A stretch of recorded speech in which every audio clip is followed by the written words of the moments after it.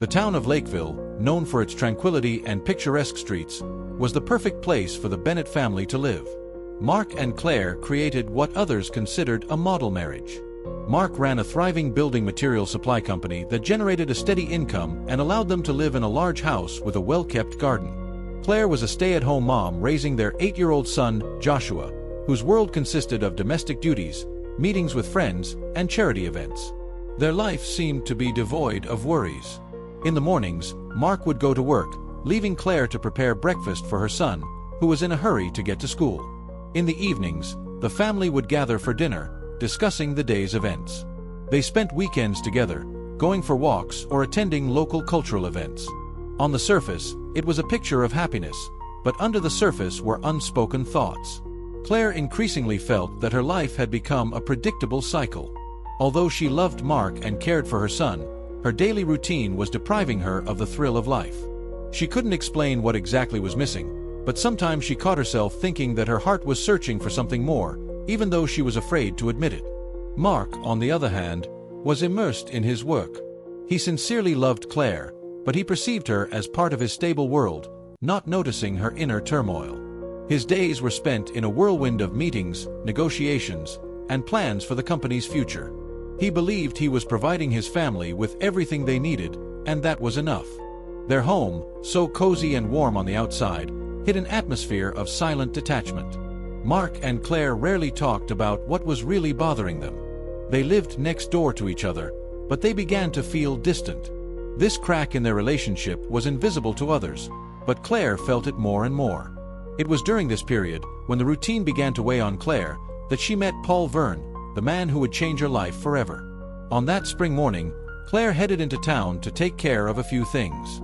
It was a windy day, and as she walked down the street, a strong gust of wind knocked her bag out of her hands. Documents and personal belongings were scattered on the sidewalk. As Claire was picking them up, a man approached her and handed her a few sheets. "May I help you?" he said. It was Paul Verne, the owner of an antique shop nearby. He looked confident and warm. Claire thanked him and, noticing his friendly smile, held his gaze for a moment. Paul invited her into his shop. Interested in his offer, Claire agreed. Inside, she saw shelves of rare books, paintings, and sculptures. Paul began to tell her about the history of several of the items, his voice calm and engaging. Claire, who hadn't heard such sincere interest in someone's words for a long time, felt the tension that had been building up at home begin to dissipate. Paul, noticing her enthusiasm, came closer and took an old copy of a poetry collection from the shelf. "You might like this," he said, handing it over. Claire turned a few pages and smiled. It had been a long time since she had experienced such easy, relaxed communication. When Claire was about to leave, Paul asked her to stay a little longer, promising to show her something special. They went up to his apartment above the shop. It had an atmosphere of creative clutter. Books, paintings, and sculptures occupied almost every corner. Paul made coffee, and they continued to talk. He talked about his life, travels, and hobbies, unobtrusively asking her what she thought. Claire felt an invisible bond forming between them. After that meeting, Claire returned home, but thoughts of Paul never left her. His voice, mannerisms, and warm gaze left a deep impression. She tried to find an excuse for her interest, but she realized that it was more than just a chance encounter. Her inner world began to change, although she did not know where it would lead. For Claire, the affair with Paul Verne was both a passion and an escape from everyday life. Their meetings took place in Paul's apartment above an antique shop.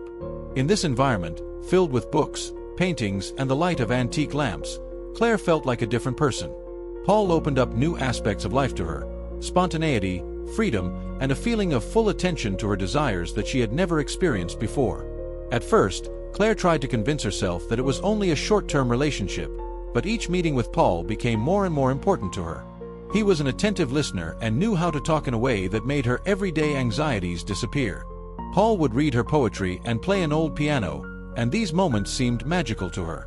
With him, she felt what she had long lost in her marriage: emotional connection and passion. Claire began to invent excuses to go to the city. She would tell Mark that she had meetings with friends or was busy with charity events. Mark trusted her and did not ask questions, although he began to notice her absence from home. It was dangerous but exciting for Claire. One day, Paul gave her a bracelet, simple but tasteful. Claire accepted it, even though she knew that it would be a constant reminder that their relationship carried risks. She hid the bracelet in her jewelry box, but wore it whenever she was with Paul, feeling it symbolized their secret. Mark began to notice changes in Claire's behavior. She was absent even when she was at home. Her thoughts were far away, and it was felt in every conversation. At the same time, Mark didn't want to believe that his wife could have cheated. He blamed it on fatigue or a temporary crisis.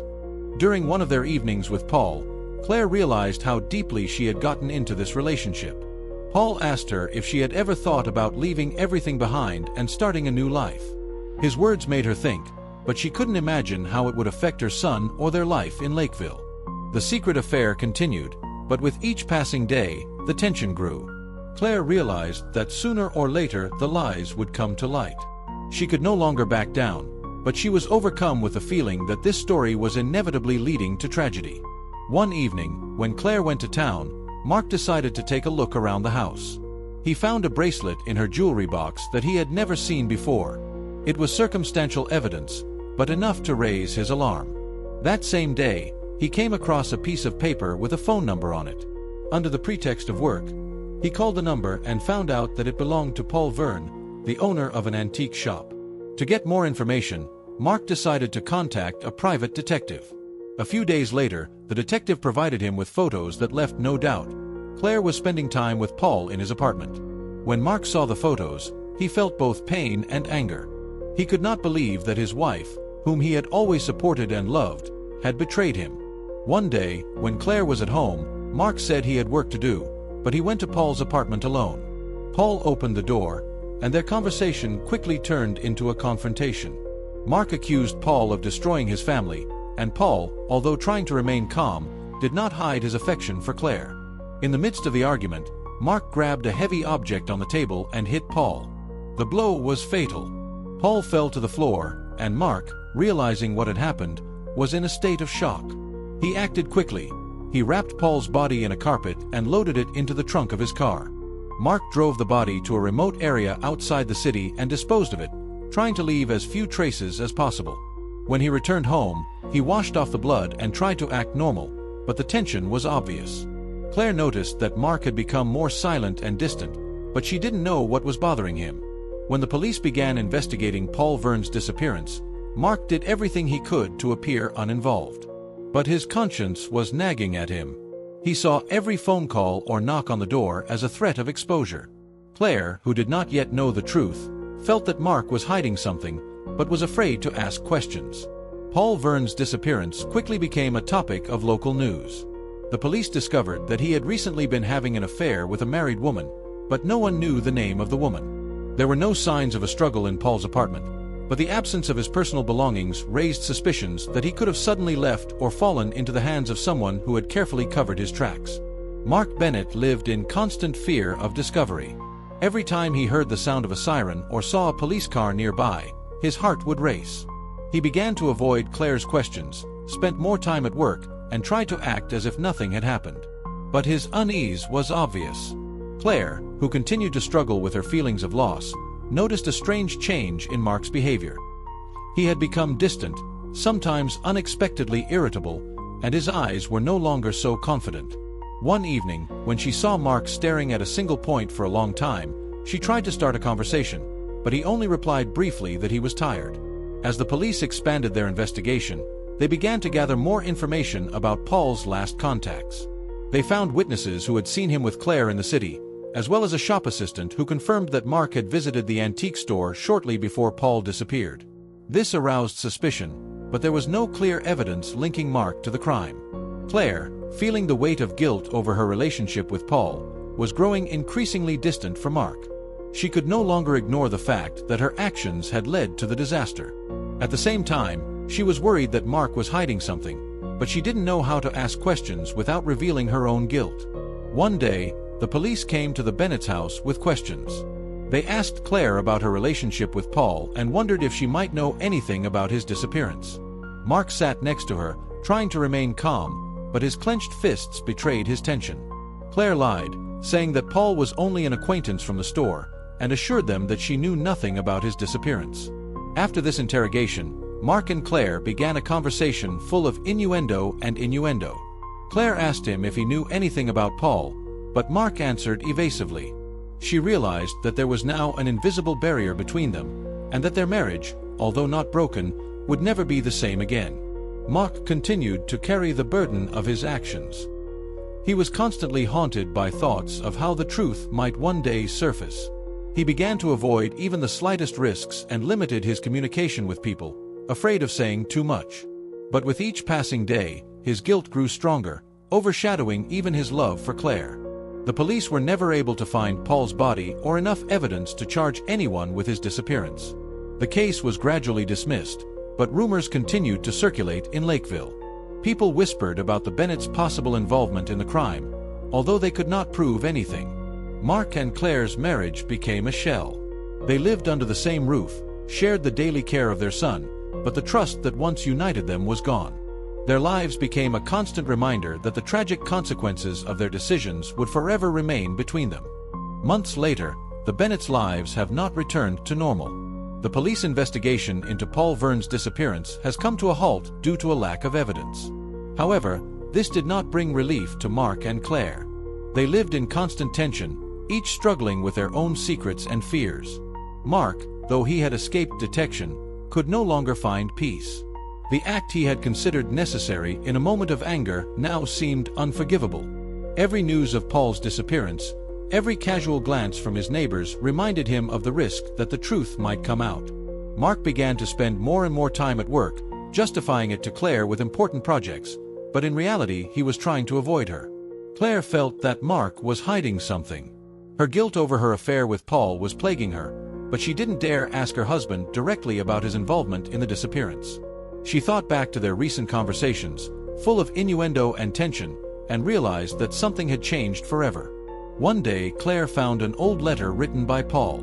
In it, he mentioned his feelings for her and his desire to start a new life with her. This letter made her think again about whether it was worth risking everything for a momentary passion.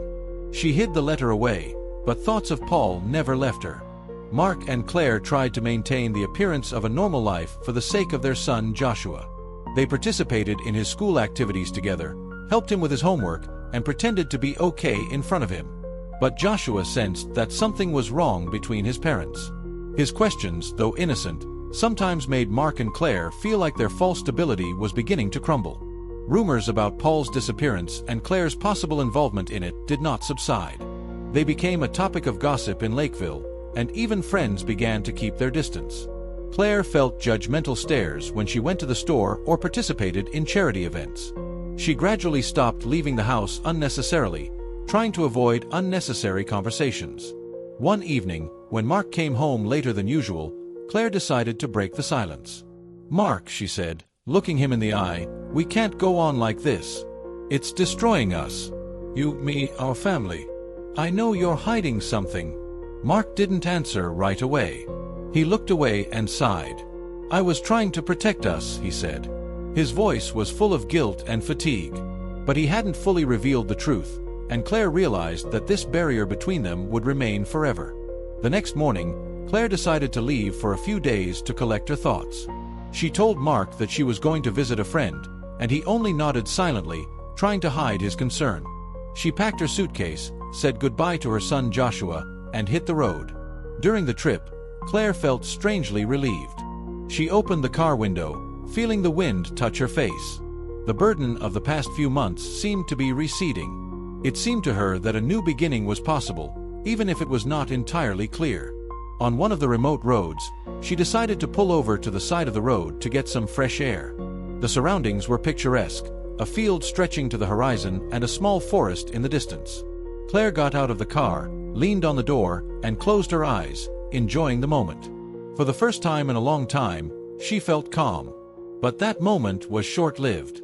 Claire heard the sound of another car approaching quickly. She turned around, and her eyes locked on a dark sedan that seemed to be heading in her direction. In a second, Claire realized the danger, but did not have time to react. The car hit her at full speed, stopping only a few dozen meters away. The driver got out of the car. He was a middle-aged man, dressed in dark clothes, focused and emotionless. He looked around the scene, then returned to the car and took out his phone. After dialing the number, he said briefly, "It's done." Claire lay motionless. Her eyes were open, but only a shadow of the recent peace remained in them. The driver quickly gathered her things, threw them into the trunk, and got into the car. He disappeared as suddenly as he had appeared, leaving only tire tracks on the ground. Mark was informed of Claire's death the next day. The police assumed it was an accident. Her car was on the side of the road, and the driver who hit her was never found. Mark could not believe what had happened. He was overcome with guilt, as if he had somehow been involved in her death. But a few days later, Mark received a letter. It was in his mailbox with no return address. It read, "Your secret is protected. We look forward to your gratitude." Mark realized that it was not just a coincidence. His act, which he had so carefully concealed, had led to another tragedy that he would now have to carry on his conscience for the rest of his life. Claire's death came as a shock to Joshua, who was too young to understand all the details. He only knew that his mom was not coming home again. His childhood world, which had seemed safe before, began to crumble. Although he tried to support his son, Mark felt that he could not replace Claire. Joshua would often ask about his mom, and Mark would only answer, "She loved you very much, and she will always be there in your heart." Mark began to pay more attention to his son, while trying to hide his inner torment. He took Joshua to school, read to him at night, and even started seeing a psychologist with him. But every time Joshua asked why his mom had left, Mark felt the burden of guilt grow heavier. One day, Joshua brought home a drawing from school of himself, his mom, and his dad. "Mom, I know you're in heaven," he wrote at the bottom. Mark could not hold back his tears as he looked at the drawing. He realized that the only way to move forward was to devote himself to raising his son, even though the shadow of the past would always be with him. Life in the Bennett home continued, but the atmosphere was full of silent sadness. Joshua began to grow up faster than his peers, but at the same time remained a bright spot in Mark's life. Their future remained uncertain, but Mark knew that his main task now was to keep his son's faith in goodness alive, despite the burden of his own mistakes.